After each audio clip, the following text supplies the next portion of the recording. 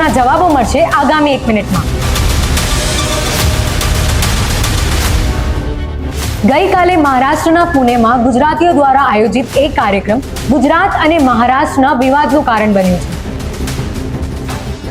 કેન્દ્રીય ગૃહમંત્રી અમિત શાહની ઉપસ્થિતિમાં સર્જાયો છે આ વિવાદ। આ કાર્યક્રમમાં મહારાષ્ટ્રના ઉપમુખ્યમંત્રી એકનાથ શિંદેએ આપેલું નિવેદન બન્યું છે વિવાદનું કારણ। आपके आने से यहाँ की हवा का नूर बदल जाता है, आपके आने से यहाँ की हवा का नूर बदल जाता है, आपके नाम से हर शख्स आदब से झुक जाता है। धन्यवाद। जय हिंद, जय महाराष्ट्र, जय गुजरात। ફરી એકવાર સાંભળીએ શું બોલી ગયા શિંદે। जय हिंद, जय महाराष्ट्र, जय गुजरात।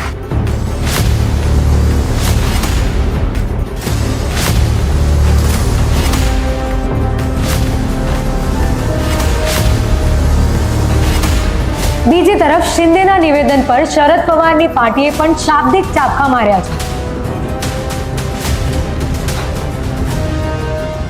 મહારાષ્ટ્રમાં રહેતા દરેક ધર્મ, સમાજ કે પ્રાંતના લોકોને મરાઠી ભાષા બોલવી જ પડશેનો વિવાદ ચર્ચાનો મુદ્દો છે। ત્યારે શિંદેના જય ગુજરાતે મહારાષ્ટ્રની સાથે ગુજરાતના રાજકારણમાં પણ ગરમાવો લાવી દીધો છે। અને અંતમાં આપને જણાવી દઈએ કે વિવાદ સર્જનારા મહારાષ્ટ્રના આ એ જ નેતાઓ છે જે ચૂંટણી સમયે ગુજરાતીઓને પોતાની તરફ આકર્ષવા માટે જલેબી અને ફાફડા ગુજરાતી આપણાના સૂત્રો સાથે વોટ માંગવા નીકળે છે અને કંઈક આ રીતે કેમ છો વર્ણીના પોસ્ટર પણ લગાવે છે। તો જતા જતા આપ સૌને જય જય ગરવી ગુજરાત।